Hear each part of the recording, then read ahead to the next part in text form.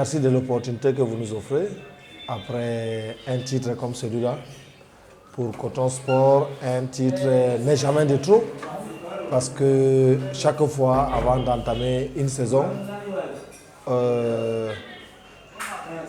nous avons pour objectif, n'est-ce pas, de faire le doublé sur le plan national et aller le plus loin possible au niveau continental. Cet après-midi, nous sommes très heureux, satisfaits du travail qui a été abattu, malgré des difficultés, malgré des péripéties. Nous avons commencé un championnat d'abord avec la Ligue en novembre 2020. Ensuite, ce championnat a été annulé. Nous avons repris un autre au niveau de la fédération avec beaucoup d'arrêts, tantôt des grèves des clubs, tantôt des difficultés liées à l'organisation. Mais bon an mal an, nous avons quand même réussi, n'est-ce pas, à terminer ce championnat aujourd'hui. On peut dire que c'est un happy end et nous sommes très heureux. C'est vrai que la célébration ne sera que de courte durée parce que vous êtes sans ignorer que nous sommes qualifiés en compétition africaine. Et ceci dit, nous allons commencer notre compétition le 16 octobre, autant pour moi, à Gaborone, contre Orapa du Botswana. Donc, nous n'aurons pas beaucoup de temps de répit. Le temps pour nous de regagner Garoua, prendre 2-3 jours de repos et puis se remettre au travail avec de nouveaux qui viennent d'arriver parce que à ce jour, même ici, vous avez vu des joueurs, des nouveaux qui sont venus de l'Afrique de l'Ouest. Donc, nous allons tout faire, n'est-ce pas, pour essayer, n'est-ce pas, de rebondir, faire peut-être soit le même parcours pour pourquoi pas aller au-delà de cette saison au niveau africain.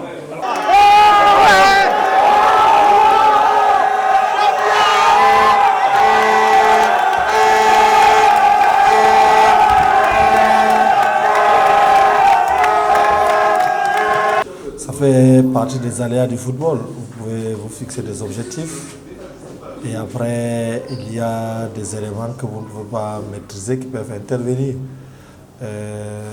C'est vrai, ça a été vraiment un peu amer pour nous parce que ça faisait un bout que quand on n'allait pas en finale de la Coupe du Cameroun, on aurait aimé, n'est-ce pas, aller en finale.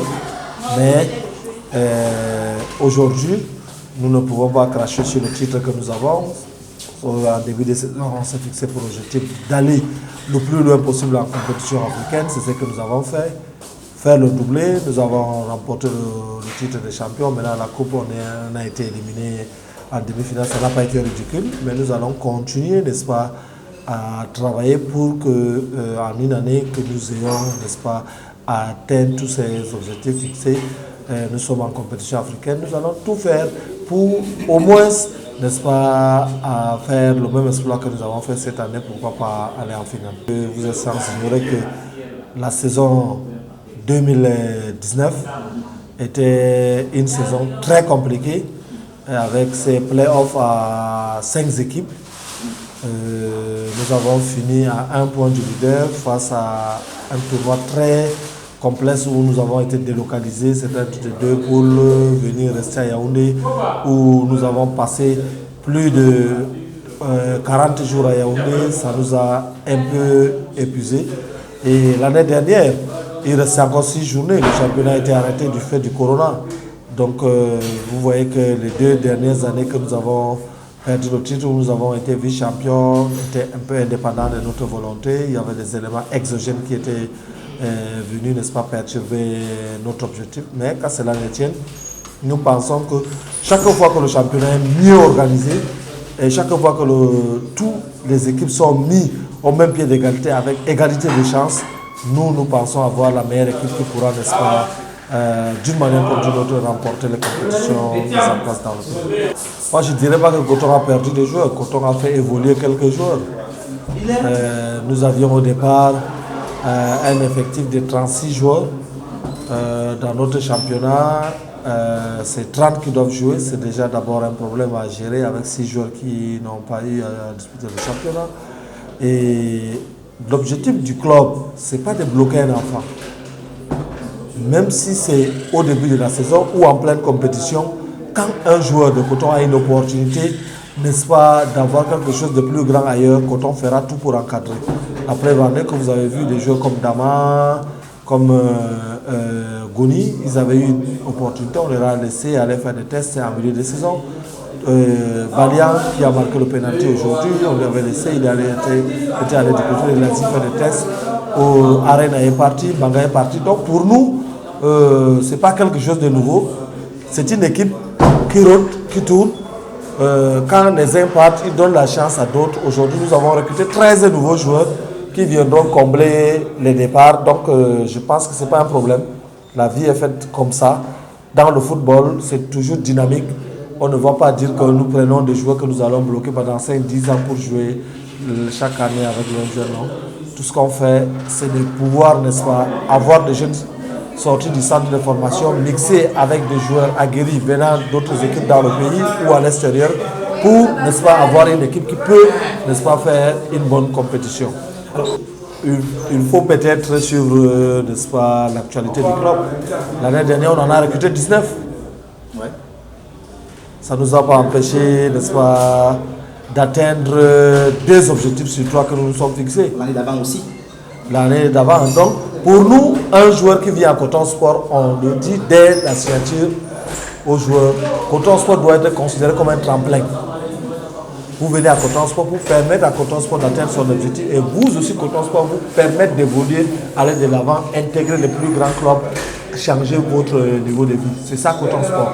Nous avons un centre de formation qui, n'est-ce pas, chaque année produit au moins 25 jeunes au niveau des juniors, 25 au niveau des cadets. Donc nous devons, n'est-ce pas, être dynamiques. Par contre, ce que nous sommes en train de travailler aujourd'hui, c'est de pouvoir, n'est-ce pas, inverser, faire en sorte que les jeunes issus du centre de formation de Coton et les jeunes de la zone cotonnière puissent être au moins à 60% dans l'équipe pour essayer, n'est-ce pas, de limiter le départ. Parce qu'un joueur qui a été formé dans un autre club, qui arrive chez vous, qui a besoin d'évoluer, vous ne pouvez pas le bloquer. Mais des jeunes que vous avez formés, vous pouvez, n'est-ce pas, les maintenir 2, 3 ans, 4 ans pour essayer de les placer demain dans des clubs plus IP. Donc, c'est une politique qu'on ne se cache pas. Coton Sport voudrait vraiment inverser, que ce soit 60 jeunes du centre de formation et de la zone cotonnière et 40 venant d'ailleurs. Voilà un peu l'ambition. Cela pourra peut-être nous permettre de freiner le départ parce qu'il y en a qui viennent juste parfois pour chercher des noms à Coton Sport et partir. Nous souhaitons qu'ils aient un avenir meilleur. Nous souhaitons qu'ils évoluent. Coton a toujours eu un partenariat avec le Sahel Sénémarois. Nous avons toujours pris des jeunes de ces centres parce que cette équipe n'a pas, ce centre n'a pas d'équipe au niveau de l'élite. Donc, Mamoudou qui est parti de cette équipe, nous sommes heureux qu'il ait fait une bonne saison.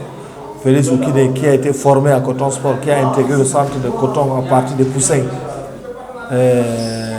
Il a fait les minimes, il a fait les cadets, les juniors, l'équipe première depuis 4 ans aujourd'hui. Nous souhaitons que Félix Oukine intègre, n'est-ce pas, un club plus IP et c'est ce qui est en train d'être fait. Je pense que, si je ne me trompe pas, il est peut-être en train de jouer son dernier match de la saison. Il a joué son dernier match de la saison cet après-midi parce que dans les prochains jours, vous aurez, n'est-ce pas, la destination de Félix Oukine pour un autre club plus IP.